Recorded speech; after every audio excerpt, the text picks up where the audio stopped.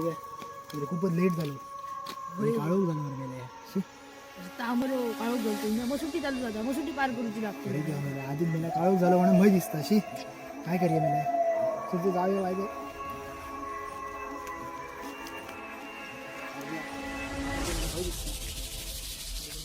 आवाज कसं मेला